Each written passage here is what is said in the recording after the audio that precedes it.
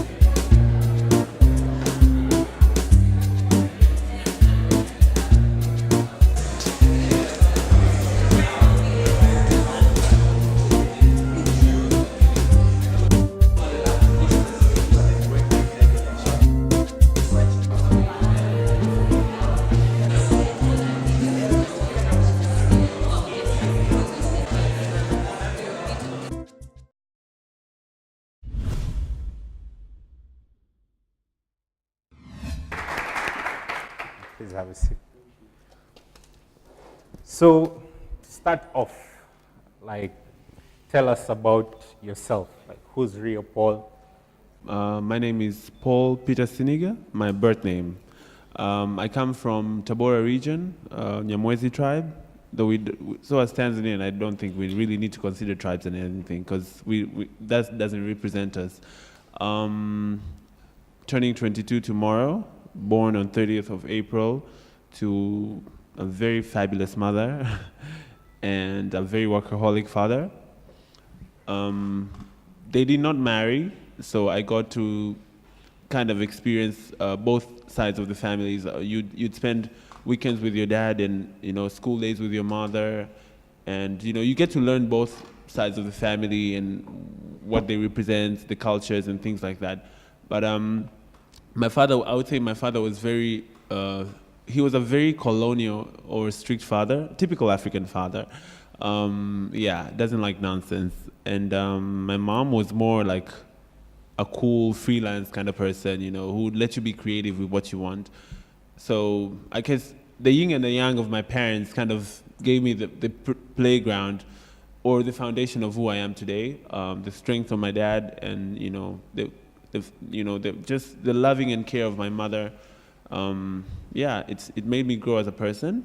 And another thing is, them being divorced or not, them being not married, it kept me on a stage that I had to be my own kind of father and mother because they're not always there to look after you. So you have to, do well in school. You have to be proud of yourself before everyone else is proud of yourself. So I'm really proud of the person that I've become today because this is the person that I visioned years ago when I started. I'm proud even to be sitting here with you, Emma. I think it's something that I've never imagined. I keep saying opportunities arise to me every day, and I'm very, very thankful. So I think it's a blessing. And we think it's a blessing to have you here. So, how did you grow up? Like, when you're growing up, were there things that pushed you into fashion? Okay, as I said, both of my parents being working class people, it got to give me an idea of how they, as they went to work in the morning, I would see my dad dressed up like this, I still remember his cologne until today from back in the 90s. I still remember my mom getting up and waking us up. She'd wear a scarf. She was a banker, used to work for NBC. So she would wake up in the morning, put her pencil skirt on and a scarf, and she had a purse there. So, growing up, I kind of see the both sides of my parents, all of them dressing up, and just going to work, and that kind of really inspired me. And as you grow up through puberty, you're like, what do I want to do for myself? And for me, it was very hard, first of all, because I grew up from a family with a lot of morals. We're very well nurtured, I would say. So it's hard for you to even break the grounds and say, oh, I want to do fashion, or I want to do music, or I want to do arts, sports. It wasn't there for me, or my brothers, or my cousins. We were basically, we were born into a system of doctors, lawyers, successful businessmen and women, you know, entrepreneurs, but not in those kind of industries that you want to work in. So it was challenging. I had to be a rebel. I had to fight with my dad most of the time because he was like, you need to study, and fashion is not something that pays. Well, you know, if look at me now, so oh yeah, so it was challenging, I would say, for the families to accept what I wanted to do, because to them it was something that us as Tanzanians, we don't look at music and the arts or fashion as a paying career, or rather than something enjoyable. We look at it as something blasphemous or something not out of this world, not morally accepted, you know. At best, just a hobby. Yeah, it's just a hobby. Draw your books and leave them in the cupboard. So it was like that. But I had to prove to each and every one of them that I can turn this into something, a paying career, through sweat and tears, through all the hardships. You know, I had to prove to them. I had to show them that maybe you should take back your words. Maybe this is something that can work. You know, and I had so much passion for fashion. I remember back in my primary school days, I would be so much interested to read magazines and things that were not accessible. But I'm happy that I got to travel around with my parents. But still, you know, we live in East Africa where fashion is not growing. It's literally growing at a very slow pace. So you just have to find, as I heard a guy saying, the internet has been helpful. So thank God the internet has really been helpful. I started blogging from my Facebook page, just talking about fashion and trends and what I think about designer collections that appeared each season, you know, and just talking about celebrity style. Like we would watch the Kili Awards or any award show, and then I would just do like a review, like who I thought was my best dressed or who I thought was wearing this and that didn't work. So people took notice of that. I never knew people could see that. I just thought I was just sharing with my Facebook friends and nothing else happened. But I remember Mustafa. I befriended Mustafa and a few other designers who actually noticed, and they were following me. You know, I would say they were following with a huge eye. Whatever I posted, and sometimes I got into trouble for sharing my mind, you know. Yes. I remember I got into trouble once with Mustafa just sharing some info, and he got really pissed. I think I said something about his brand.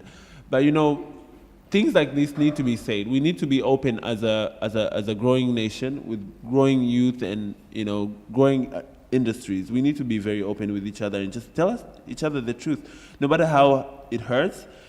You know, though there are ways of telling someone the truth that you don't have to hurt them, but the truth has to be said at the moment. So I think social media has helped me in a very, very huge impact. It's sold me out there. It's, you know, it's made me, it's break me a few times, but you know, it's how I make money actually. Social media it's something very powerful. Social media can get you recognized. Social media can get people to see your work, people to see who and what you represent. You know, it's gotten me connections, links. So I think that's something we should all focus on as young people of today. This is a platform that we're given that's literally just 2 seconds away from your hand. You can tweet, you can Facebook, you can Instagram, you can share anything that you want. But it all has to bring back some positivity or it all has to link back with you, I think, because let's say you want to work in the fashion industry. It's easier nowadays to just follow the celebrities in the fashion industry or influential people in the fashion industry, and you can easily tweet at them and they would answer back.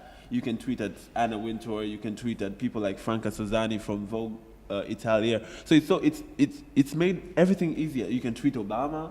So it's made things so easier for us that if you aspire to do something, you can just tweet it and they will respond. Politics, Maria's been tweeting politics, change Tanzania. So there's a lot of things going on which have an impact with the world of social media. And I praise social media because it's what has made me today. What has made people discover who I am, my ambitions, and my brand. So, yeah. Interesting. So, I know you interned at some really big brands. Yes. But what made you decide, like, this is the large step and actually why you're here? Like, what made you decide to do this on your own? Like, I can do this. It's not just Mustafa and Ali and whoever. Okay. I can also do this. I remember there's one summer. Well, we used to call it summer. It's basically a period where we close schools around July to September. So I remember just one summer I was sitting at home and I was bored. I was always bored. Each holiday I would get very bored. My brothers just come back home, they would eat and watch TV, and I hated the fact that they took the remote away from me. So I was like, what do I do now? Because they are occupying the house. They were in boarding school, so they were occupying the house, taking everything away from me, cleaning up the fridges, and I was getting angry, and I said, you know what? I need to get out of the house and do something because they're being lazy, and I couldn't stand that. I just hate the fact that they couldn't do anything. They were just there. Holidays just there. For me, holidays was a place where I could do something for myself, you know, and be proud when school opens and show it to my friends, like, yeah, I did this, I did that. Are they still like that, or they changed? I'd say that somehow.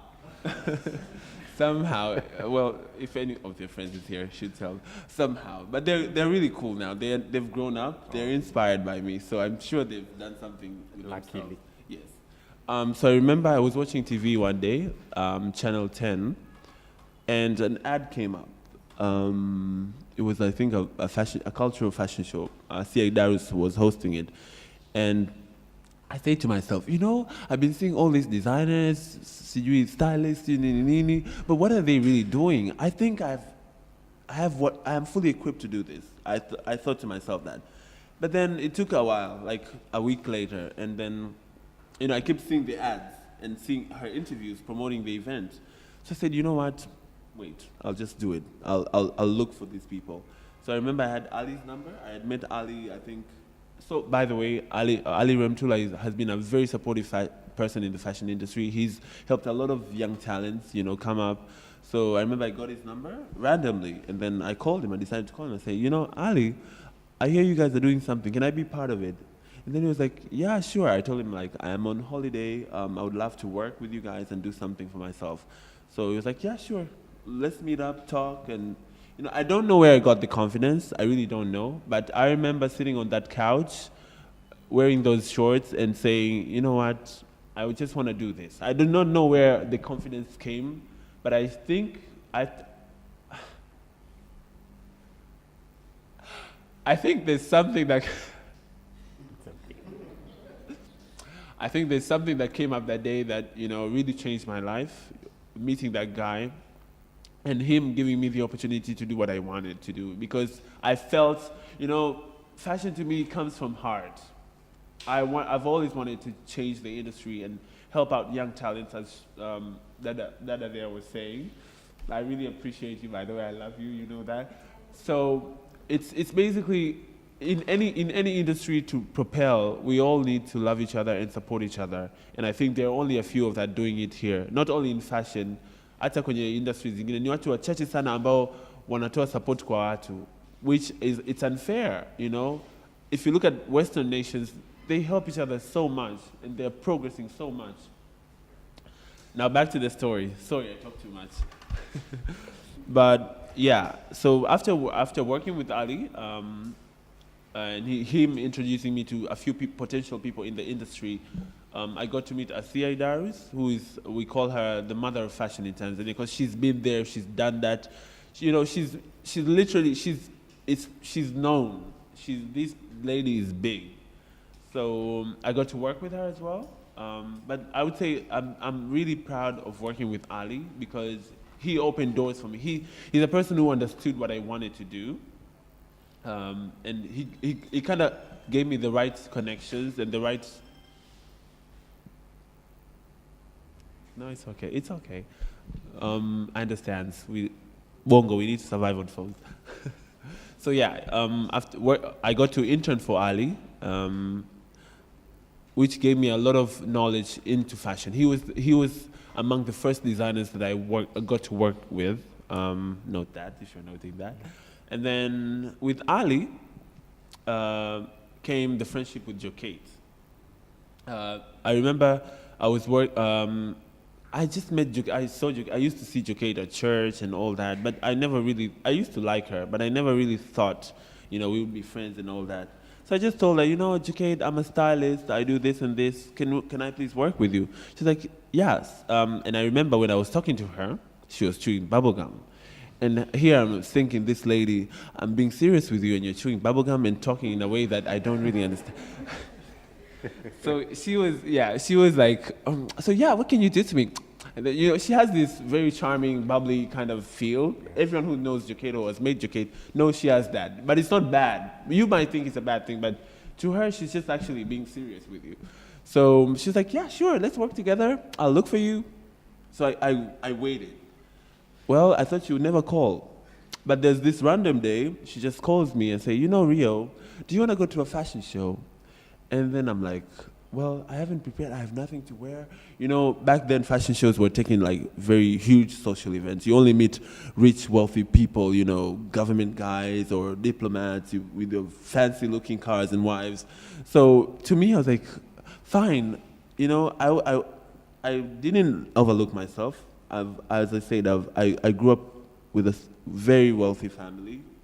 Thank God for my father's hard work.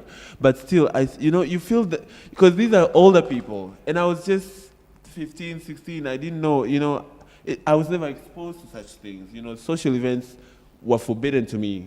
The only social event I had was Christmas with my family and, the random family gatherings. You don't really go to a place where people wear pearls and diamonds and showcase off their shoes, So it was really hard for me. I was like, okay, and now she wants to take me to those people with money. I'm just a kid. But, I said, you know what? If it's for my career, I'll do it. So we went to a fashion show. I believe it was at the Serena, I think. Yeah, she introduced me to a lot of people. I think she had an intention in her mind to just see how I could market myself. I think it was kind of a test to see how good am I at, just selling my PR and all that. So eventually she liked me and we became friends. And I would say if I was her age, I would date her. Yes, oh, wow. I think I fell for that lady or girl or woman because there was something about Jokate Magelo that just took me away, and we just shared everything. We just clicked, and it was even more than clicking because we could talk sometimes and just feel each other. If she's going through pain, you just say, okay, I know she's not okay. You just feel it. And if I'm going through something, she'll just ask me right away. So we really clicked. It was magical, I would say. It was like destiny. Okay, not that. Don't think of it as that way. Think of it as a professional destiny. So yeah, she took me places. That lady, she's a hard worker. I got to work with her for a while, and then after that, since I had to go back to school, I got to venture in a few school works and gigs, and then my big break was randomly, and this I don't even know how it happened. Someone apparently suggested my name as a stylist because I kept appearing on newspapers and stuff. People took notice of my work after the Jokate Ali whatever scenario. They took notice of my work. So someone contacted me and say, Rio, we want you to be the official stylist for Tatiana Durao, who works with Big Brother. And I would sit there on the phone and I'm like, okay, what did you just say? So I'm here to share my personal story. And I know probably people have heard controversies and all that, but I'm generally a very nice person, and you know that, Emma. So this is me opening to you guys, sharing my personal story on how I studied in fashion. So when Tatiana came, I was still in shock because Tatiana was like Tanzania's darling by then. She dated Richard, who was the Tanzanian contestant for, no, she dated Mwisho. Yes. Yeah, now Mwisho and Tatiana were like the Romeo and Juliet of that house, and they were really popular back then, the first ever Big Brother. So Tanzania liked Tatiana so much that she was always on the papers. Like, maybe are they going to get married? Are they having kids? This and that. So she came here, and I met her. with her Angolan accent. Oh, RIO Paul. You know, she was so flamboyant back. But then I remember the first meeting we had was at the Angolan embassy. She had to sort out a few things with her papers, and then I had a chat with her at the DoubleTree by Hilton. We had breakfast. That was 2010, and yeah, we just talked. She was like every other. People think celebrities are like weird people. No, they're just normal people. She was normal to me. So we just talked, clicked. She told me what she wanted to wear. She told me her plans shooting her reality show here in Tanzania. So she was like, I would like to hire you as my official stylist, wardrobe image consultant, you know, to assist me here in Tanzania as I shoot my kind of mini documentary reality TV show of my life after Big Brother and what's going on as a model. You know, she's a singer. She's doing so much. So yeah, got to work with her. She's the first person I saw a very expensive dress from, apart from my mom and my dad. But I remember there's this Roberto Cavalli dress that she told me, would you like to organize for me to wear this? And then I was like, but I don't know these people. So she kind of introduced me to the world of high fashion, I would say, because she had a lot of links and all that. Yeah, and we did the press and media tour where I was all seen alongside her, and people started asking, we know RIO, yeah, but with Jokate and all the local industry, but what is RIO doing with this international celebrity? So that's when people started asking. I remember Daily News calling. Where's the Daily News lady?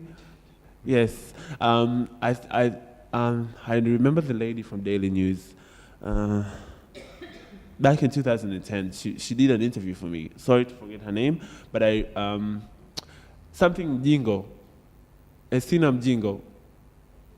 She left. Yes, I remember every part and parcel of my success. I don't forget details. Never forget details when you're going on your way up. Never. Write them down, because these people they are key roles in your life. So Estina Jingo did my first interview, influential for Daily News. And I did a few things with Maimuna from the Citizen, Maimuna Kubegea, and a few other journalists, and a few other blogs as well, who got to promote me because they just saw me with Tatiana. She was the girl of the moment, and she was seen with me as a stylist, so you can imagine. And she didn't pick any other guru in Tanzania or Bongo. She had to pick me, a 16-year-old kid, to style her. So what was so special about me? So people wondered about that. Yeah, so when Tatiana left, Jokate came back crawling.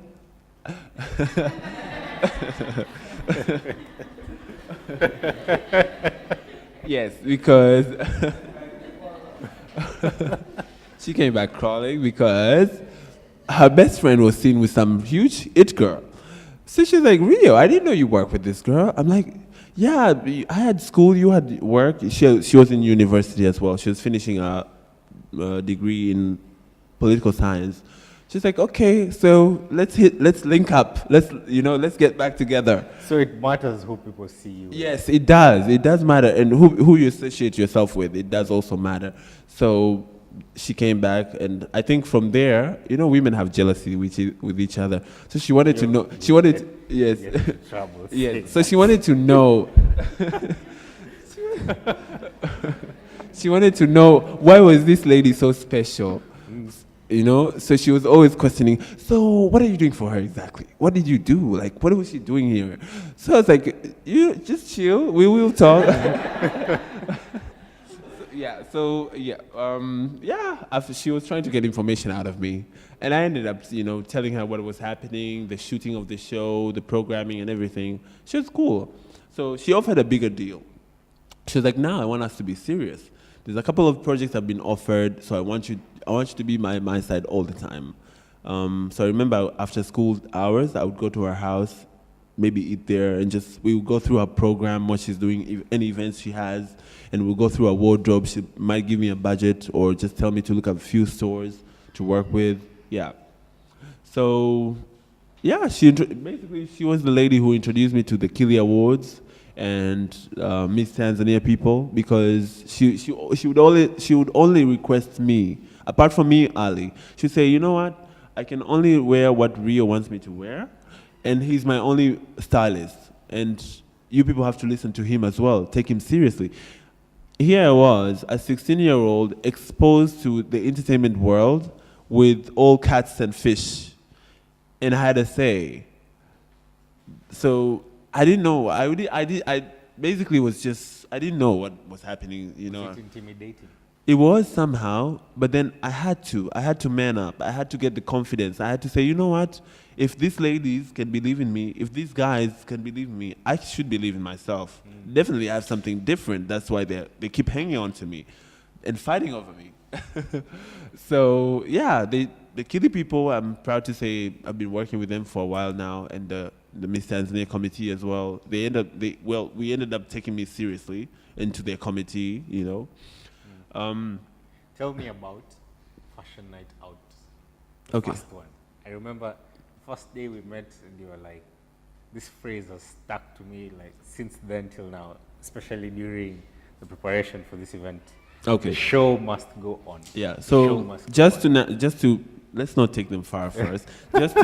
just to narrow things about after working with Jokate and Tatiana, 2010 was my big year, was my breakout year. I got to work, as I say, Jokate, Tatiana. I got to work with Uru Diamonds. By then, there was no Uru. It started in 2009, but then it wasn't as popular as it is nowadays. I think, how many of you have heard of Uru Diamonds? Uru Diamonds. It's a bracelet brand that I work with. But we have something prepared, so you guys will see a few of the collections we've prepared. So I got to work with Uru. I got to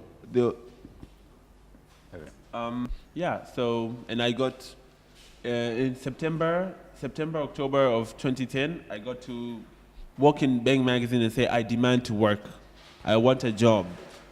Because I think nobody is writing about fashion in this country, and men need a fashion writer because there are only women writers, or whoever was doing the men's fashion was not good enough.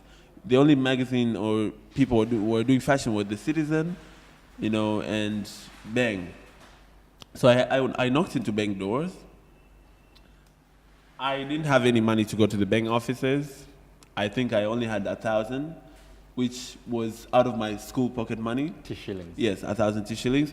And we live, my family house is near Kairuki Hospital, if you guys know the Kairuki Hospital. And Bang offices were behind Clouds FM, the now Clouds FM, ile mitaa kule. So I took a bus, unakalia ile nini, wanaita, Bunsen burner. You sit on a Bunsen burner after school. I didn't even tell my parents I was going to get just knock in people's door and ask for a job. So I remember I went to Bang's offices and they gave me an appointment. Like, why don't you come back this time, And they had already known about me because they saw me with Tatiana and all that. So like, this kid has something special and he's here, so let's have him. So they gave me an appointment. I met Imelda, I met Eligiva, and I met the editor, the former editor back then. They've had change of editors for a while now. Her name was Grace Ruhinda. See, I keep remembering all these people. That's a good thing. So yeah, these are really cool girls, I got to meet. And I remember sitting there on the Bang offices. They didn't even take me to their office. They auditioned me on their lounge, like the reception. Who does that? That's so mean. That's really mean. They auditioned me on their... So what can you do? Write an article here. They gave me a piece of paper to write an article there and then. And I was like, okay. I didn't know what a spread was. A magazine spread, I did not know. I just knew that I loved fashion. I loved magazines. I loved clothes and books and all that. So she was explaining, you have to write a 2-spread page. I was like, what's a spread? She's like, it's a 2-way page. Or an article. I knew what an article was. But I wasn't into the magazine industry. I didn't even know anything about that. So yeah, I came up with an article, a men's fashion article, like summer trends on what men could wear for that year, 2010. It was nearly Christmas, so I wrote it down there. And they say, okay, cool, but you know what? We don't. Can you give it to us in like typed and printed? So I'm like, okay, these people are just trying to get rid of me. But I say, okay, fine, I'll come back. I want to start working with you guys so I can learn more.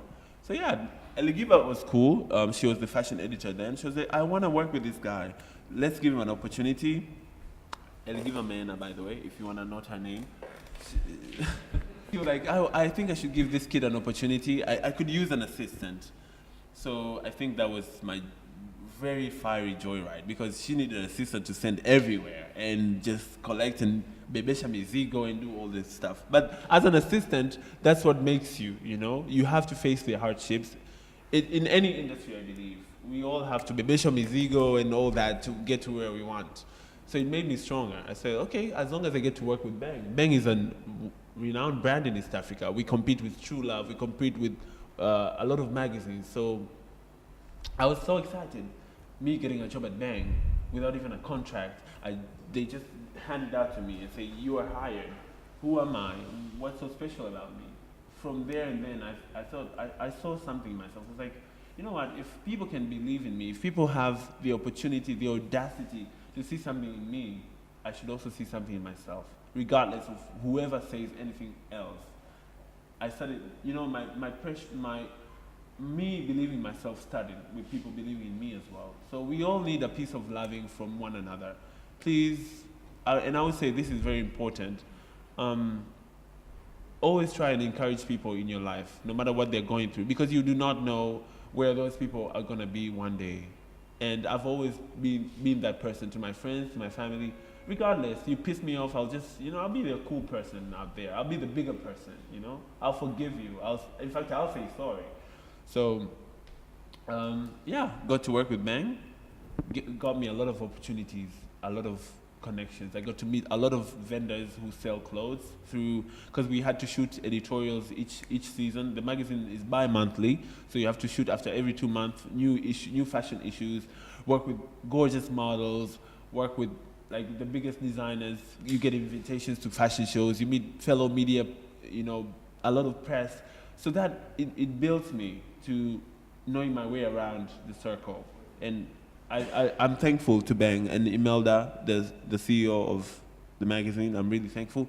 She's been the pioneer in giving young people opportunities in terms of internships. Sisi kama Tanzania, inabidi tutilie mkazo kitu kinachoitwa internship. Au sijui kwa Kiswahili wanasemaje. What is internship in Swahili? Yeah, internship is something good because vijana sisi tunahitaji experience. Kama unapenda kufanya fashion, au unapenda kufanya muziki, au unapenda kufanya any type of, you know, this, look at this, it's a hub. It allows people to come here and chill and get inspired and do their work. We all need these things. We need these kinds of things to happen in our country because they create change. Mimi nisingepata kazi Bang Magazine ku experience the world into what goes into a publication. Labda nisingekuwa hapa leo, labda nisingejua nini kinachoingia kwenye kutengeneza magazine au publication. So internship helps. I stand by it. I second it. We all, youth of Tanzania, need more internship opportunities. Even if it's not paying, but you know, companies need to allow us to intern. In Kenya, it's happening a lot, I think. Yes. You know, but here we need to emphasize on that. So I quote in your article, you should, internship is key in Tanzania.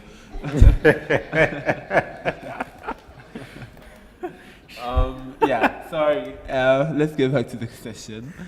Yeah, I'm listening. So 2010 was my breakout year.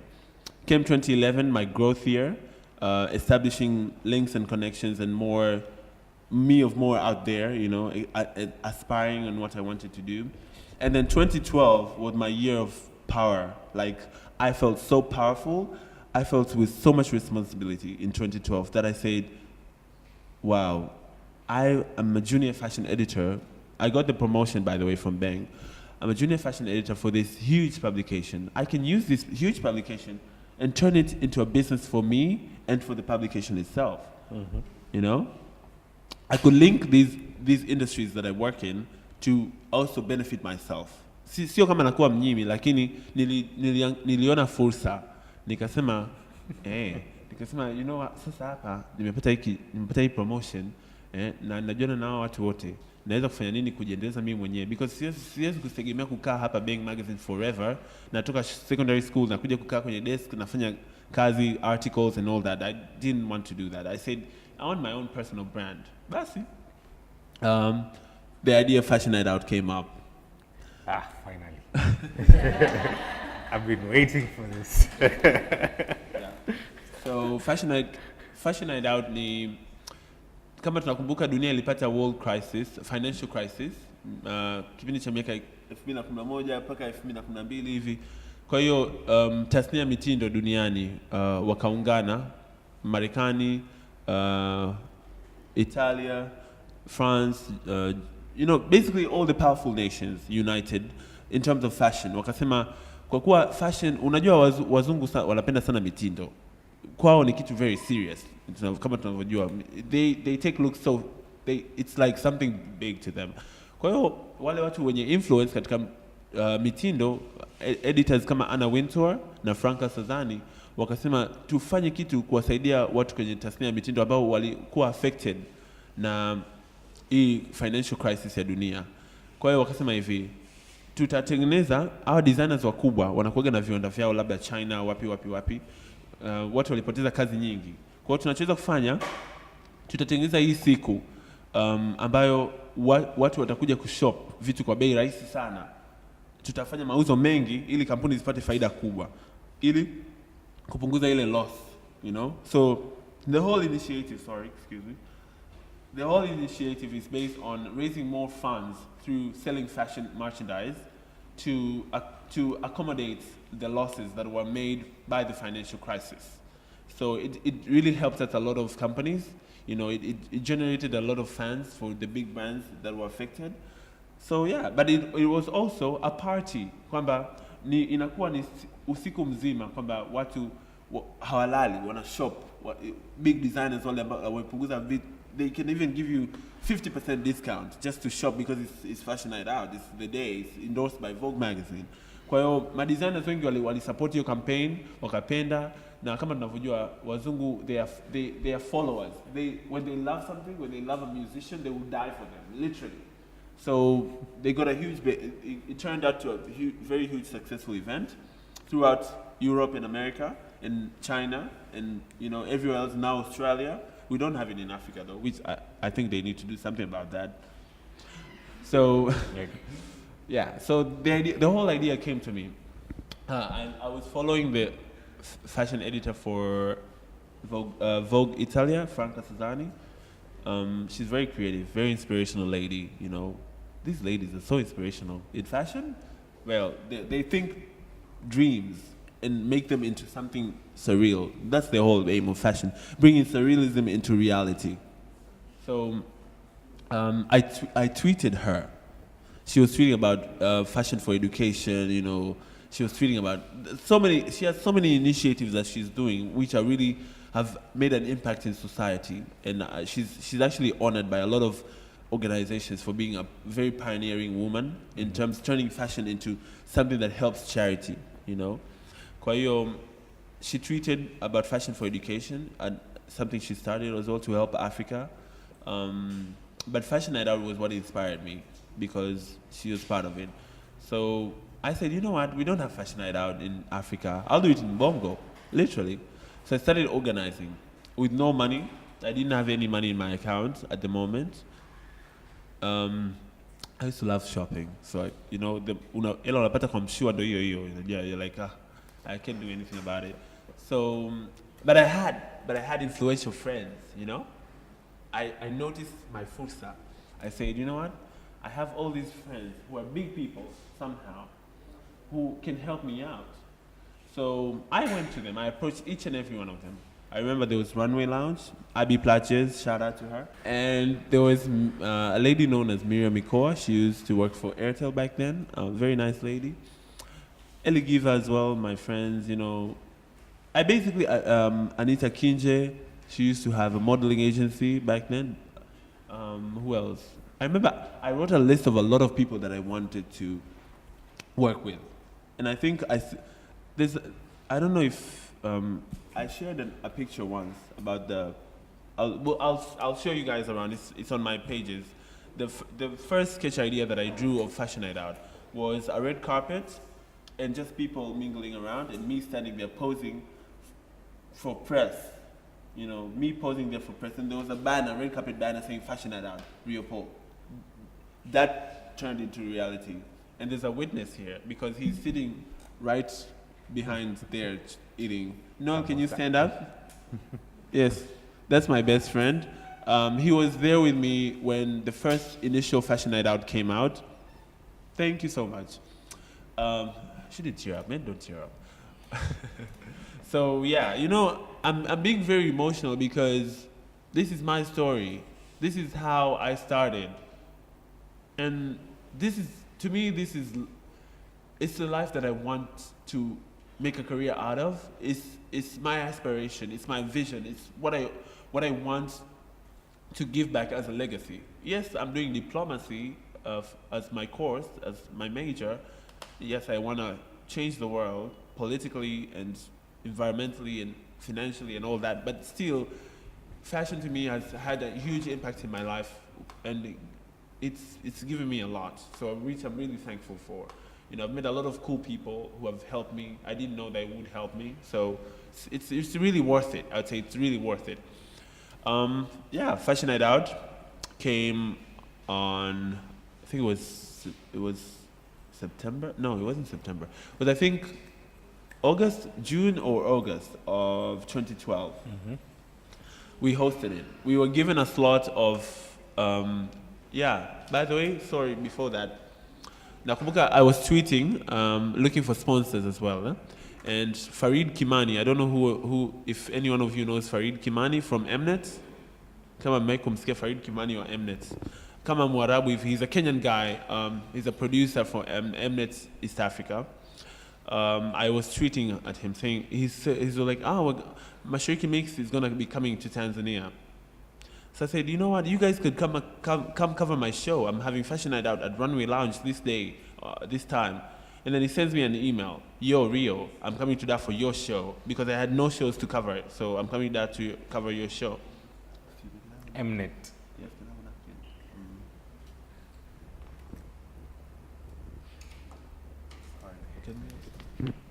Sorry. Commercial break. So yeah, I tweeted in the email back, kwamba wanakuja kucover my show. I was so excited. And the tweets were made, I think I tweeted them from my little BlackBerry. Sijui 3210, sijui, no, that's Nokia. Those BlackBerry curves thingy, whatever. Thank you. It's cool.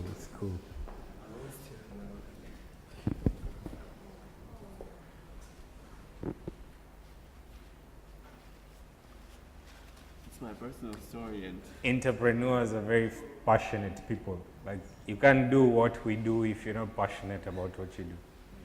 So we totally get you. Like, totally. Because you know what? You know when you've struggled so hard and you meet people who believe in you, that's when you say, you know what? God is still there. God is still alive. Like they do. Like, yeah. They waited for. Man, you guys. That's when you know. That's when you know the hustle is real. That's when you know this thing. You know, you're destined to work in this thing. You know. So yeah.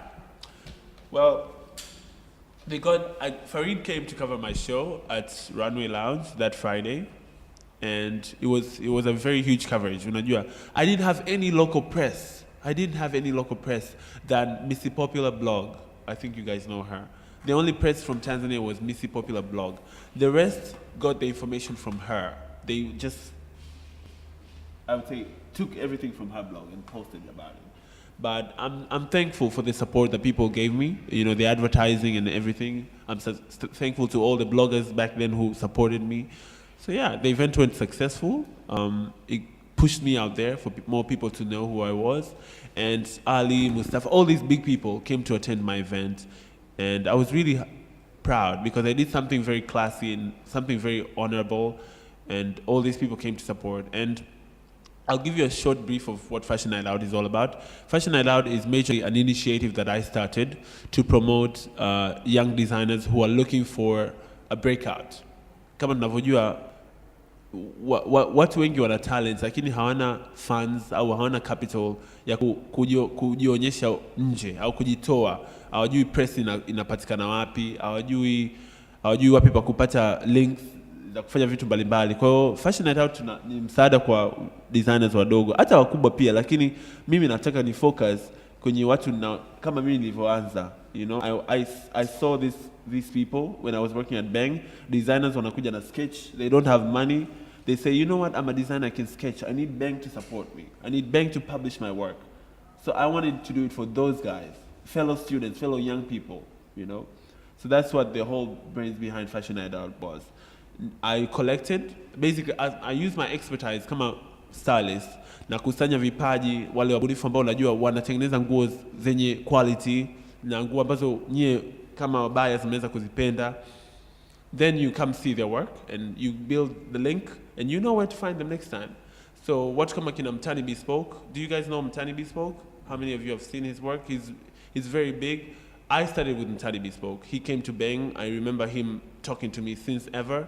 So it's good to see people that you started with grow as people, grow as brands. You know, it's really cool. I'm wearing Mtani Bespoke, by the way. Just shout out. So yeah. Wait. You're not telling them the juicy story, the models. The one you told me about. You think they should know that, though? Yes. Okay, so yeah. Katika heka za kutafuta sponsors na nini, kapata sponsor akajitolea kulipa models na nini? Alinipa models na vitu vingine, like some money, some cash and whatever.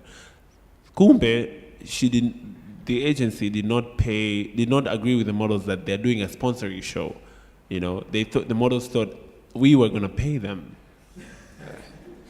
Yeah, that's for my first show. And sasa, tuko nyuma wameshafanya makeup nini, watu washajitolea, like, it was really big. I had really good sponsors.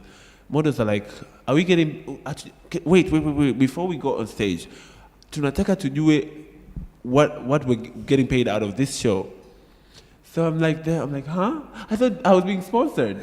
and mind you guys, I did not have a manager. I did not have anyone in my life at the moment like to assist me. I only had friends. Huyo aliacha chuo akaja kunisaidia mimi. Kuna watu wengine mbalimbali wajitolea tu kusema Rio will come help you the whole day. Nimeenda kuprint bana mwenyewe na hangaika na joto na jasho kikwapa, everything. I did all the shit myself. So, and then you come, someone tells you, we want money. I'm like, I've spent everything out of the sponsorships to build this show because it's my launching show, you know. It's me going out as PR and fashion PR and just pushing people out there. And then you're telling me I have to pay these 10 models? I just sat there and I didn't know what to do. And my friends are like, don't start crying, don't start panicking, don't do this, don't do that, we will talk to them. So eventually they talk to the models. The models say they just walked out the show with their makeup and hair. Yeah, the models walked out the show with their makeup and hair. I was in tears because this is the grind itself, that you spent time and money asking your supporters to fund your event, and you have the biggest press eminence there waiting to cover the models, and the models are walking out. What do? I just sat there. I didn't know what I was doing. My friends, I thank God for my strong friends. They push me. They will beat me if they have to, just to get me to the right direction. Basi, it was Shoppers Plaza, Pale Runway Lounge. We were given 5 hours only because Sasita Club ilikuwa inafunguliwa, so we couldn't use after that time. A lot of people showed up for the event, a lot. Sasa huku watu wanaingia, huku models wanatoka. So that's even a challenge. You're like, man, I pulled that crowd. Fancy people, like stunning ladies, stunning, guys walking in with their like loafers and stuff. Everyone is looking amazing. And then these people are walking out on me. What do? I sat there, I didn't know what to do. But my friends, I remember I have a friend who recently lost her child, Lucky. She ran to the mall downstairs. And paka barabarani pale, tunajua shoppers kuna barabara pale mbele, akakimbilia, guys, let's help Rio. This is his first show. Rio has been very supportive towards the industry. He's helped some of you come, get jobs as well, like, work for magazines and stuff. Let's help him. I would say only a few came back. Only a few. And I think I remember their faces. Some of them until I met Nikki Okta. Now, Rio, I'm sorry I walked out on your show. I should have never done that. I didn't know. I was so consumed by money, maybe. You know, sikuwa na utu. But I understand, it's business after all. You know, huwezi kuwakalisha tu watu half of the day and you don't pay them. So I fully understand. And the miscommunication that happened between me and the sponsor. Mm-hmm. So, yeah, a few of them came back. My friends jumped into the modeling. Since I had a lot of people helping me around, they're like, no, well, tutafanya sisi wenyewe bwana. This is our show. So literally, my friends modeled the show. 50% of the people, my friends modeled the show. I don't want to break the surprise because we have a surprise for you guys. So yeah, the show went well. Proper coverage, a lot of media reviews, got me out there. Basically, people knew what I was doing. Ilini establish mimi kama kijana mdogo anayefanya kitu kwenye tasnia ya mitindo. Nilijaribu na nikaweza, hata kama nimepitia changamoto nyingi, lakini nilisema siwezi kushindwa. Nilisema I want to do this as a young person because nilijua kabisa tayari na responsibility. Nilishaingia kwenye hiki kitu, siwezi kutoka. Nitafanyaje? I just knew that I had the responsibility to affirm myself and say, you know what, Rio, you have to do this. So I did that. Okay. What? Story now. So just to wrap up my session of asking questions, because they also need to ask questions. What do you think makes the best or the qualities of a good fashion entrepreneur? Like a lot of people here want to get into your industry. Mm-hmm. Like what do you think makes a good fashion entrepreneur? The first thing you have to be very artistic. That's the first thing. Artistic in not a way that, oh, I drew a painting today, or I know how to color, or I know how to draw. Artistic, unajua, here I believe tuko hapa kwenye hub kuna program designers, you know. There's a certain vibe that you feel when you know you're in the right place. There's a certain vibe. I'm sure hackers, programmers, they feel that too. They have like, oh snap, I can get this. Like there's a certain, you have to have the certain push, not physically, not mentally. It's more of a soul pushing. It comes from the soul, you know. Like it tells you, come back. You know what? You have to do this. This is you. This is you. You have to do this. That's what you need. The passion, the drive, they're all inclusive. That's what you have. Kwamba ukipenda kitu kutoka moyoni, inabidi it has to be heartfelt. That when you really hurt, you hurt bad. That's what the first thing that you need to have. Have an artistic push from the soul. That you know I'm an artist of a certain genre and I want to do this. I want to pursue this. That's what you have to have. Because that will motivate you not to sleep and keep working hard. And not working hard in a sense, I've not slept in 5 days. No, we hear these stories I'm working so hard, I'm so busy, I can call you back. No, working hard doesn't have to be like you lying to people every day on your cell phone and your text. No, working hard, planning your time the right way, you know, having time for your family and friends. You know, I believe that Daus Napia, you do the same thing. You're a mother, you know, you're a wife. You know, so it's all about planning yourself and your business, rather than lying to us. I'm working so hard, I don't have time for you, which doesn't work. So the first fundamental is you having the drive from the soul. The kwamba mimi ni msanii na kinatoka moyoni. Kama kina Lucky Dube, kina what's his name? Mariam nani? Remy, Sinza kwa Remy pale, that guy you could tell that he had the drive from his heart. Things, you know, iconic. That's what we call iconic. It needs to come from your heart. You can be a banker, but it has to come from your heart. That's when you will succeed as a corporate banker. Mm-hmm. So you can be a lawyer, but if you don't have the drive from your heart, you're just doing it, then utakuwa unaishia kila siku unakaa hapo unasema mbona mimi sioni mafanikio. It's all about the drive, man. You have to it has to come from the soul, that this is what I want to do. God, this is what I want to do. You talk to your soul. Tell yourself that this is what you want to do. Mm-hmm. and you also have to ask yourself questions. Am I doing the right thing as well? Because I've had those moments asking myself, hivi mimi nafanya kwenye mitindo, I've gotten nimetukanwa, I've been misjudged, I've been misused, I've worked in non-paying jobs, but is it right for me to do this? Should I really do this? But there comes a point say, you know what, you've sacrificed a lot, you have to do this. This is your responsibility, you have to do this because this is the industry that you want to. This is the industry that you chose. So you have to, you cannot give up. And yeah, you will have haters. They're there. It's just they're turning their hate into envy. So look at them as blessings. I look at people like that as blessings because I know they will watch me succeed. I know that. And they keep watching me succeed every day. And that's what I'm really happy to see. They can watch me succeed.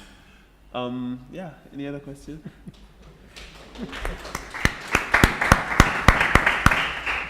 I've got lots of questions, Okay. but the time is gone. So we're even going to take very few questions from the audience. Okay. And Rio has a surprise for us, which I can't wait. So, who's asking questions? Sorry, excuse me. So, yeah, thank you for sharing the story. It was very inspiring. Yes. My question is, do you give an opportunity for people who are aspiring to be stylists to shadow for you, for your style, I don't even know, like themed sort of shoots? Not but rather like outside the studio. Yes. I recently when I was starting, I learned from the biggest stylists, as I stated, and then as I grew, I figured out there are more people out there who want to work in fashion in Tanzania, and because I came from that, so I knew kuna wengine wanatafuta ile nafasi. So I've been working with a few people, young people, and also Swahili Fashion Week has initiatives for interns who love to fashion style and work with designers. Through that, I got to meet Chichia London and work with a few others with her. Me being a head stylist, I still got to work with a few other young stylists upcoming. Right now, I'm proud to say that as I'm working on my brand and my office, I wanna hire the young talents mostly because I feel that they have the drive that I had back then and I still have now. I think I can relate to them and that's why I want to work with them. But also it's challenging as well because everyone wants to get into fashion nowadays. I'm sure you've seen that. Everyone wants to get into music. It's only a few who you can really tell that this person knows their game, because everyone just wants to get into the industry for the sake of it. And I would tell you, it's not glamorous as people think it is because there's a lot of sleepless nights. There's a lot of crazy moments that you don't see in the limelight. So it's really hard. It's really hard. But I must say that I fully support and I fully endorse the young and coming stylists. And I would be proud for anyone who contacts me. I would work with them. And I've had a few moments for that. Yeah, my inbox is filling actually. Any other question? Yes. So you've told us your story and Jokate and how you made it and stuff like that. We know fashion industry is an industry that is expensive, and you told us very well that you're not from a poor background per se. Okay. I don't know how it feels like for somebody who has passion to break into the fashion industry and is broke. Okay. How possible is that? And because I'm pretty sure when Jokate looked at you, was like, you're not ratchet. At least you were putting on some designer shoes and probably some nice stuff. Okay. Let me rephrase that. Fine. Despite of my parents' background, I was broke too when I started with fashion. I remember when I was applying for Bongo Star Search gig. Me and my friends had no money, and still we had the brains and the guts to convince Madam Rita that we were good, she should hire us. Kwa hiyo sidhani kama fedha au wealth ni kigezo cha wewe kutokufikia malengo. Na kama ni wealth, it's you just find it there. It's my parents. I wouldn't say it's mine. That's why I grind to get my own. And I'm not saying this just for the camera. No. I'm being very real with you. If you're very passionate, one day, somehow, God will send the right people who will invest in you. Trust me. I was broke when I started in fashion. My father did not want to give me a penny for this industry. He said he didn't even want to listen about it. You know, he was like, "I only give you money for school. That's pronto. You're not getting a penny out for fashion because I do not believe in this. I only believe in your curricular activities. So that's what you're only gonna get." So I started in fashion with nothing. You know, I used to save my allowance to do the things that I wanted to do, and yeah, and it. So basically, the industry favors broke people. It's possible for somebody from a very poor background to break into the industry. It's possible. You can have a very wealthy person who has passion for fashion. But you know what I've realized? The broke people are the ones who have the talent and the drive. Because when you have the funds and the resources, you tend to overlook yourself. You tend to, I just have this, my daddy will just cater for this. Oh, my mommy will just cater for this. Oh, my grandma will just cater. Like, when you really have the grind, that's when you see yourself building your blocks. You know, you build yourself as you grow. Tumeona, mimi naweza kusema mimi ni mfano, because nimeanza bila hela kwenye hii biashara. Au pia wanamuziki, tumeona wanamuziki mbalimbali wanaanza biashara without a penny. They just literally beg a producer to produce one record that highlights them to the top. So I think it all starts with personal belief. Ukijiamini mwenyewe, the funds will come. And there's one thing in life that I've learned. When you wake up every day and feel yourself as a blessed human being, and feel yourself that you're lucky, you're alive because you have a purpose, then life will smile back at you. Kuliko ukiwa unaamka asubuhi unasema, I come from a poor family, we don't have this, we don't have that. Well, get up and do something about it. Cool, thank you. There was one hand, yes, there. Thank you for the inspiring story of yours. But I'll ask you, where will you be like in 10 years? What's your future expectation? Where do you want to take the fashion industry of Tanzania? Okay. And another question, who inspired you to be in the fashion industry? Okay, I'll start with the inspiration. I wouldn't say role models, I'll just say they inspired me, because I believe, kama kijana wa Tanzania, sisi wa Tanzania, we're so blessed though, because we come from a beautiful place. Our land is blessed. No wars, no famine, nothing. We literally live in harmony, though we don't see it, but we do. This place is like so cool to live in. I have inspiration, people who inspired me. Stylists such as Rachel Zoe, who is now a very huge designer. I have June Ambrose, she's Jay-Z's stylist, she's a popular lady. I was inspired by shows such as Project Runway, because I would see how designers go through the process of creating. I'm literally, inspiration to me comes from anywhere. If you're an artist, you don't have one minimal thing that you look up to. You just, inspiration can come out of anywhere. You can just see someone and be inspired by them.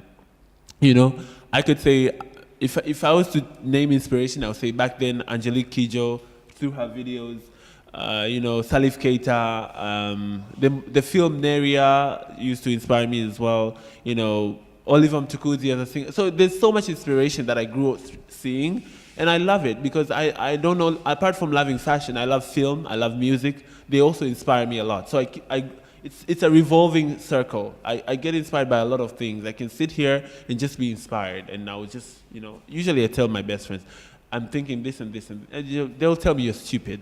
But sometimes they'll feel you because, you click. They'll tell you, okay, fine, I feel you too. And in terms of where do I see myself? Well, first of all, I'm thankful to God, because I would never imagine I'll be sitting here with you people living your work, living your families, just to come and listen to a person like me. I'm just a 22-year-old. What have I done for myself? I would never. So this already, to me, is an achievement, to be able to pursue you guys to come and sit here and listen to me. I believe we all have something to learn from each other, and I believe you guys will learn something from me today. All I can say is that inspiration has been there. I'm proud of who I am, and I'm thankful that I've been able to inspire a few. And in 10 years, I see myself as a growing brand. I don't know, I'm not God. I don't know where I'll be, but I'm just thankful to be here right now at the right time, doing the right thing and something that I love. Thank you. I'm also very, very inspired. I was very, very eager to come here and to listen to everything. Thank you. I read somewhere that you were opening a PR company, something like that. Uh-huh. I think it's something quite new. Mhm. I haven't yet heard, Okay. and just wanted to have more information on that. I think that would open up more doors for us fashion designers and, everyone who is in fashion industry and related to that. Okay, the concept of fashion PR, I don't know, is anyone doing PR in here? Any PR specialists in here? Or marketing, sales strategists? Okay, so yeah, I believe you've heard of the concept of fashion PR, or maybe come across it. So I never went to PR school. That's all I can say. I'm just 22. I'm majoring in international relations. So through working fashion of all these years, there's something called project planning and event management that has helped me learn the tactics of how to prepare events, how to monitor and manage events, working with press, the who's who, the what's not of going into preparing an event, a successful event. So PR is like the biggest global work at the moment. It's what sells Kim Kardashian. It's what sells Taylor Swift. PR sells anything. You can sell a cup through PR, and even if it's just a mug, you can call it a cup, and people will still buy it. So PR is big at the 21st century, but it's divided into different themes and different categories.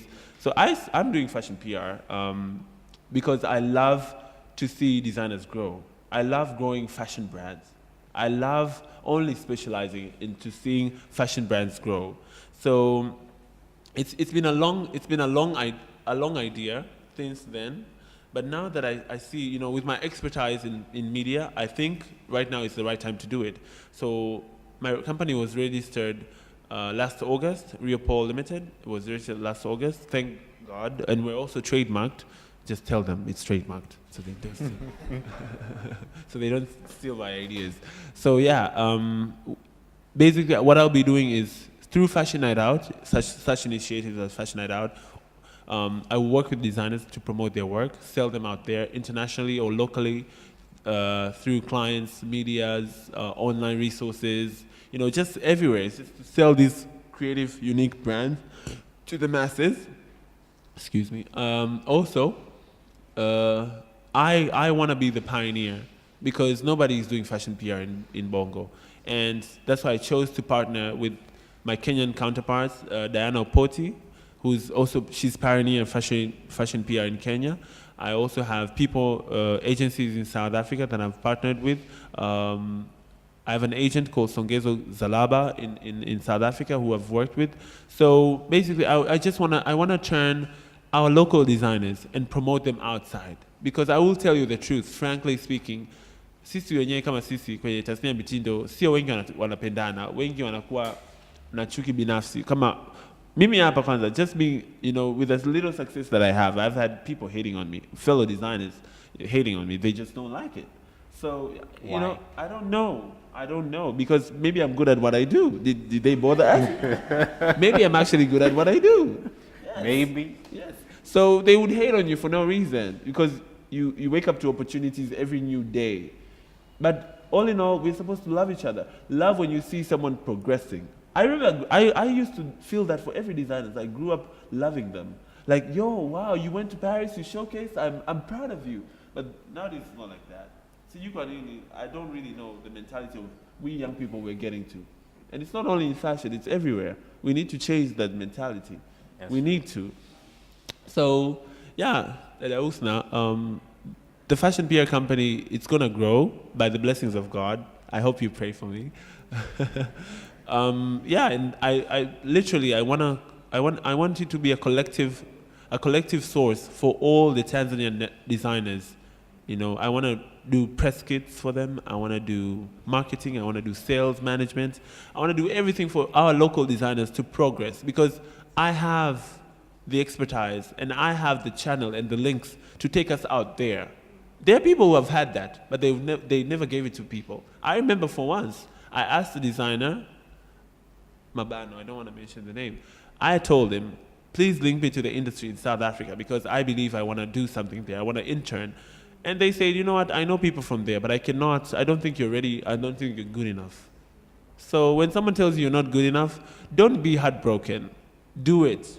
And I remember when I posted the first picture when I was invited to South Africa Fashion Week, he was the one who liked it. So life is that way. Life has a way of showing you that it's not always about them. Maybe one day it's about you. Maybe God or whatever forces that are out there, one day they will look at you, they will favor you, you know? So don't give, Mimi Siwezi could give up. I will fail today, but I think my tomorrow is still brand new. It's still a blank page. I think there's still an ink to draw, so yeah. My question is your uniqueness in this fashion industry. As a young person growing in Tanzania with no experience of all on any professional kind of anything, but the only thing I have is talent, a talent to learn, a talent to actually work and being an expert on something. I believe I have what it takes to always come up with new ideas. New ideas not just because they're new ideas, no, they're working ideas. Let's say the initiation of Fashion Night Out was something new because I started as an editor and changed that and used my title to promote our local designers. You know, people were not doing that before. So I noticed the responsibility I had in fashion to promote others. Another thing is the fashion PR as well. People here don't want to help each other. I'm the only one who wants to help other designers succeed. I'm the only one who is really happy to see other designers succeed. You know, so that's also another creative strategy. I want to turn our local industry global. You know, by associating us with global initiations or global forums or global organizations in terms of fashion and retail. And I am the first person to go into retail in Tanzania, I must say. I'm really proud of myself. I recently launched a line for shoes in 2013, but we have a new collection now. We're selling on Jumia. Jumia is an online retail store that sells everything. So I know, niliona fursa, nikasema fashion is all about sales. Fashion sio tu unaona nguo kwenye TV, unasema huyu jamaa designer, huyu jamaa si. If you're gonna call someone a designer, there has to be an income. Income lazima ipo. That's how the business of fashion is built on the basis of income generation. You have to generate an income if you want to make it in the fashion industry. You can't just say, I'm a designer, and tomorrow you wake up and make Mama Mwanaidi some dress and you call yourself a designer. You cannot do that. It's not acceptable. A designer makes a collection, sells it to the buyers, you know, and makes a profit. That's what a designer is all about. Make 2 pieces, 3 pieces, and sell. You can't just do a fashion show and sell nothing and just give us free alcohol to drink and party all night and tweet about your fashion show. That's not fashion. Yes, I'm shading. But it's true. Like, business is about profit. The last one. One of the biggest misconceptions about the fashion industry is that a person won't be able to sustain themselves from the income they get from doing what they love. So apart from that being the biggest misconception, what other misconceptions are there from our society about the fashion industry? Gay, lesbian shit, which really I don't think needs to impact the industry because that's everywhere. Another misconception is fashion is only for rich people, which I think I've seen a lot of people who generate a small income dress better than these rich people. You know, another misconception is fashion doesn't work, you know, in Africa. Well, it's working now. Look at where Leah Kabedi is or David Lale is, or look at me. Or, you know, there's so much. So, you know, in any industry, people will just come up with crazy reasons to make it not work for you. You know, watakupa visingizio vingi kwamba uwezi kufanikiwa kwenye hiyo kazi bwana. Just leave it for the people who want to do it. But don't. If you have a sister or a mom who wants to be, you know, work in fashion, mimi natoka mkoa wa Tabora. Sijalelewa Tabora, lakini ninavyojua mkoani kwetu kuna mafundi cherehani wengi ambao wanajipatia they get their income out of making clothes, you know. And I would say if they can survive, you in the city can survive because you have all the resources. You have the internet, you can simply hire a fundi to make you something, and you know, you can turn yourself into it's all about planning, it's all about the business. You know, mimi kusema ukweli na akili ya fashion, lakini siwezi kusema kwamba nina akili sana ya biashara. Ndio maana huwa najihusisha sana na wafanya biashara wenzangu au watu ambao wamesomea biashara, watu wenye talanta ya biashara, ili wanifundishe njia mbalimbali za mimi kuweza kufanikiwa na kuweza kujipatia kipato na kugenerate my brand. So you don't really need to have all the talent. You can have one single talent, but God created different people for a reason. You can unite with them and form something, you know? So don't let misconceptions fool you. If you have a dream, pursue it. That's what I did. I pursue. Now the last question. I need a guy question. Yeah, man. Sorry, I'm not a guy. Well, congratulations. Being 22 and being where you are, I think that's really good, and keep it up. What I want to ask is, you've talked about people want to enter into fashion, they should have the talent. That's what you've said. And you've also, throughout your story, you've talked of learning as doing internship and all that, picking up all these ideas as you grew up. And you've also said that you do international law. There is nothing in your stream of education that has to do with fashion. So my question is, is that how fashion is? Okay. But no, I've not finished, because, well, I've also seen Project Runway, and we see what they call high fashion. That's the only thing I know about fashion. Okay. But I also know that there are fashion designers schools, and fashion being a thing that is not as respected here at home as a profession, wouldn't you think like fashion education sort of will be a way to go, or what is your thinking? Okay, I have a few pointers just to let you guys know. First of all, it's not that the government does not appreciate fashion here. Wanatupenda, lakini sisi wenyewe hatuna umoja na hatujipendi kama watu wa tasnia ya mitindo. Usimwona tasnia ya movie walikuwa hivyo hivyo, lakini walivyoamua kujiunga wakatambulika. Sisi tumepewa kipaumbele na waziri wa vijana